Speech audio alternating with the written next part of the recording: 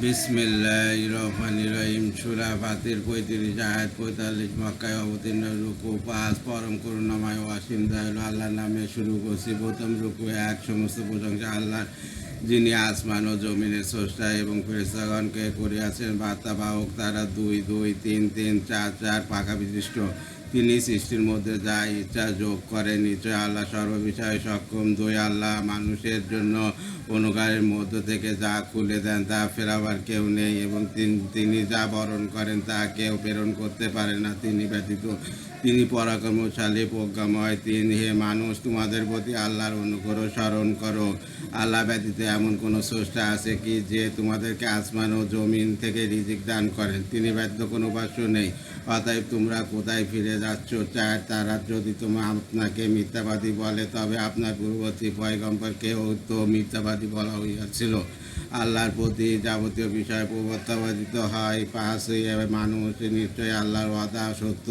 সুতরাং বাতিল জীবন যেন তোমাদেরকে প্রতারণা না করে, এবং সেই প্রবঞ্চক যেন কিছুতেই আমাদেরকে আল্লাহ সম্পর্কে বঞ্চিত না করে।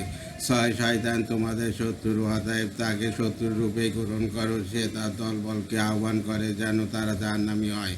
৭ যারা কুফর করে তাদের জন্য রইয়াছে কঠোর আযাব, আর যারা ঈমান আনে ও সৎকর্ম করে তাদের জন্য রইয়াছে ক্ষমা ও মহাপুরস্কার। দ্বিতীয় রুকু ৮ যাকে মন্দ কর্ম শোভনীয় করে দেখানো হয়, সে যেন তাকে উত্তম মনে করে। সে কি সমান? সে মন্দকে মন্দ মনে করে। নিশ্চয় আল্লাহ যাকে ইচ্ছা পথভ্রষ্ট করেন এবং যাকে ইচ্ছা সৎ পথ প্রদর্শন করেন। সুতরাং আপনি তাদের জন্য অনুতাপ করে নিজেকে ধ্বংস করবেন না।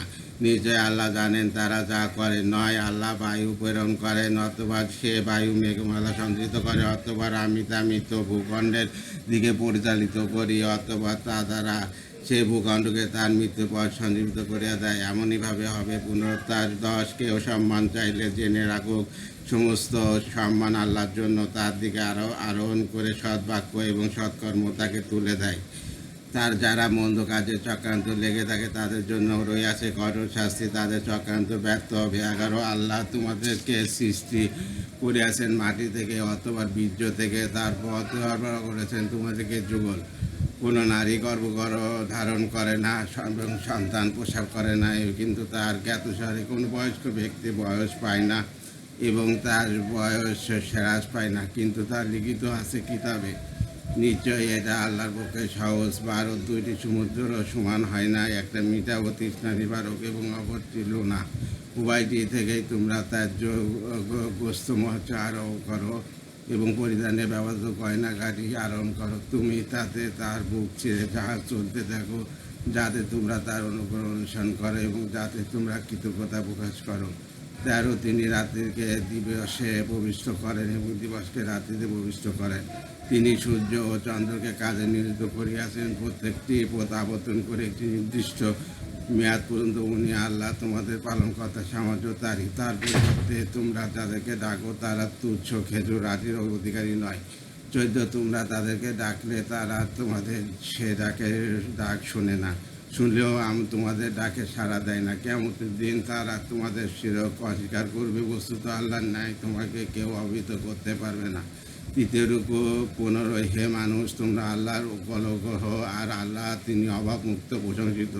১৬ তিনি ইচ্ছা করলে তোমাদেরকে বিরক্ত করে এক নতুন সৃষ্টির উদ্যোগ করবেন।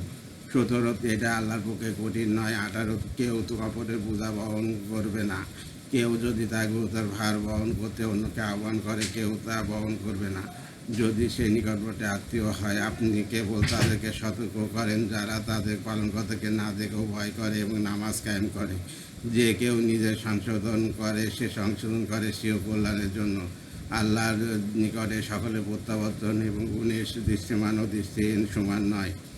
বেশ সমান নয়, অন্ধকার ও আলো সমান নয়, ২১ সমান নয়, ছায়া ও তপ্ত রোদ। ২২ আরও সমান নয়, জীবিত ও মৃত্যু। আল্লাহ শ্রবণ করান যাকে ইচ্ছা। আপনি কবরের সাহিত্যদেরকে শোনাতে সক্ষম নন।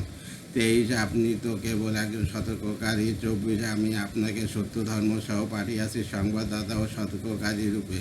এমন কোনো সম্প্রদায় নেই যাতে সতর্ককারী আসেনি। ২৫ তারা যদি আপনার প্রতি মিথ্যারোপ করে, তাদের পূর্ববর্তীরাও মিথ্যারোপ করিয়াছিল। তাদের কাছে তাদের রাসূলগণ স্পষ্ট নিদর্শন, সহিফা এবং উজ্জ্বল কিতাব সহ এসেছিলেন।